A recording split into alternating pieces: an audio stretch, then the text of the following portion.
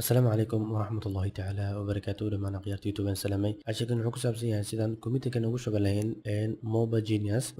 micnihiisa waxay tahay mobilkaaga intaada formaat garaynin ayuu wuxuu ku sameynaa inuu contactiga meel kuu dhigo videoyada meel kuu dhigo sms-ka meel kuu dhigo wax kastoo kombiyuutarka ku jiro ama qof kaloo saaxiibka mobilka ka hadlaysan ayaad imaanaysaa barnaamijkan ayaad isticmaalaysaa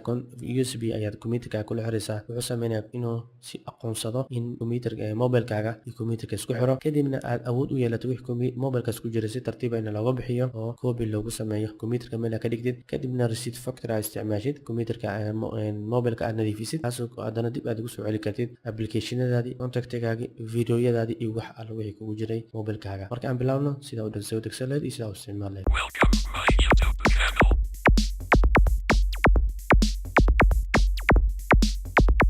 marka barnaamijkan descriptionka ayaa kasoo dhaawagelisanaysaa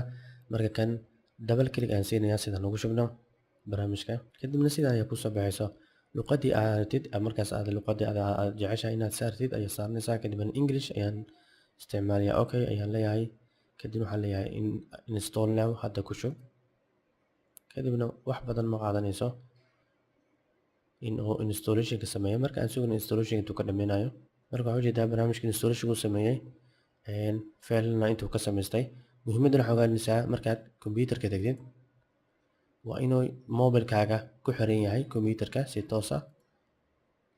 kadibna barnaamijka double click sii soo fur marka barnaamijka soo fur wax yar sug sidii u soo kaca barnaamijka mobilkaaga hadduu ku xirnaa si toos ayaad connect u sameynaysaa ujeedaa mobilka haddii uu isku xiraa wax yar ayay qaadanaysaa ujeedaa USB connectionka ayuu sameynaa markuu USB garto isla markii mobilkaagii ayaa desktopkiisa si toos ka soo baxayo laakiin ma ka isticmaali kartid meeshaas marka ujeedaa Samsung-ka noocu yahay ama mobilkaaga shirkadda uu yahay iyo nambarkiisa khaaska ah kadib haddaa meeshaas ku dhifatid connectionka ku dhifatid waxaa daartid internet markii aad rabtid inaad dib ugu disconnection aad samaysid inaad ka jartid disconnection ayaa leedahay aboodkan wuxuu ka caawinaa in aad ogaatid mobilkaaga noocuu yahay wuxuu kala baxsan yahay ayuu in markaan ku dhufano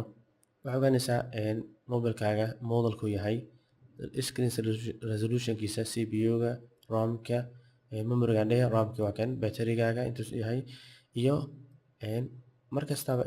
serial numberka iyo MAC addresska markaa isticmaalayso wireless qofka MAC addresska la daba raaco waxaasoo dhan waxay kuu fududaynaysaa inaad gudaha ka ogaatid kadib maxaan iska xiro intaa dhan application waxaa u isticmaalaysaa download ayaa usoo downloadgaraysanaysaa marka artid inaad applicationka saarata guriga ku dhufanay kadib applicationka artid ayaa search ku sameynay si toos ayay usoo downloadgaraysanaysaa youtube-ka kale markaa ku dhufatid si toos ayuu kugu soo baxaa youtube-ka videoyada artid ay kasoo downloadgaraysanaysaa kadibna mobilkaaga ayuu si toos ugu shubaa marka aan tagno contactiga aad tagtid waxaad ogaanaysaa contactiga si toos ayuu waxaa kugu soo baxayo wixii telefoonkaaga ku jiro nambaro dham ayaa kugu soo baxayo kadibna jeegaas ayaa saaraysaa kadibna waxaa leedahay export ayaa leedahay haddii aad rabtid inaad kusoo celisid import ayaa leedahay marka nambarada intuu aqrinayo waqti ayay qaadanaysaa kadib telefoonada noo soo saaray kadib jeeg ayaa meesha saaraysaa kadibna waxaa leedahay ujeedaa import marka inaad soo qaadid waaye haddii aad rabtid export ayaa leedahay haddina wuxuu kuu soo saaray ujeedaa send sms inaad qof kale u dirtid ayuu kuu sameynayaa laakiin export hadaa dhahdid kadibna aad dhahdid select all ku dhufid all contactiga kadibna meesha artid inaad samaysid kadibna save ayaa leedahay sidaas ayaa telefoonada kugu soo garisan yihiin kadibna ku soo celinaysaa qofkii telefoonadiisa aad rabtid inaad receipt factory ku samaysid sidaas ayaa ku soo celinaya ama telefoonka hadduu kaa dhumo ama qofkaas telefoonka saaxiibka ka dhumo contactigiisa meel ayaa u dhigtay sms-ka kale sidoo kale ayaa samaynaysaa apps-ka kale markaad samaysid kan waa muhiim inta badan waxaa arkaysaa mobile intaad format garin application-a u baahantoo dhan muhiimka kale dhan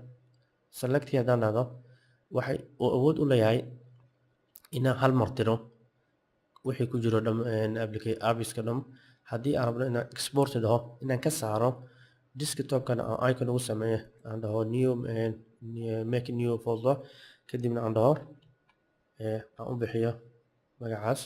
kadibna aan okay dhaho wuxuu sameynaa inuu feelashii si toosa markaan double click siiyo wuxuu sameynaa feelashii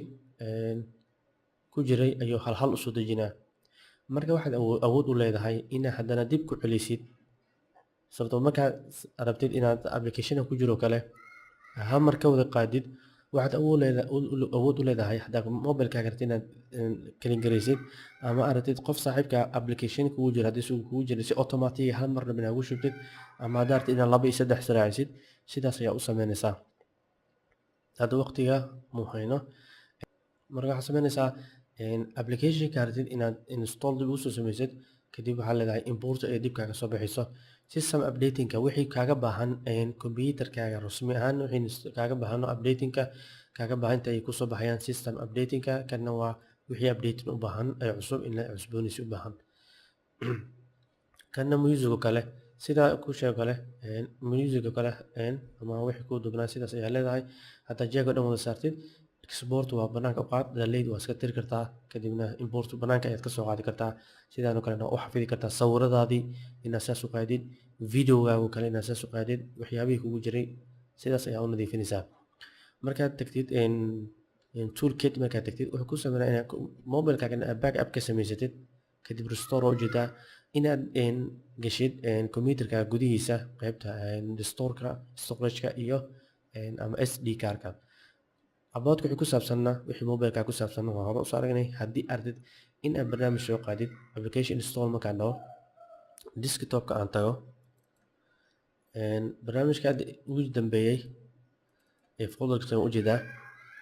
haddii aad ku dhufatid aad dhahdo open si automatic ayuu installation u sameynaa waxaad u jeedaa inuu hoos icon ka sameeyo markaan ku dhufto waxay ogaanaysaa installation ayuu bilaabay saas darteed marka waxaad awood u leedahay inaad applicationka saas u isticmaashid marka insha allah biidna kelin wixii su-aala fadlan kusoo comment aan kala faa'iidaysano cilmigan walaalka u faa'iiday asalaamu calaykum waraxmatullahi tacaala wabarakaatuh wajazaakum allahu khayran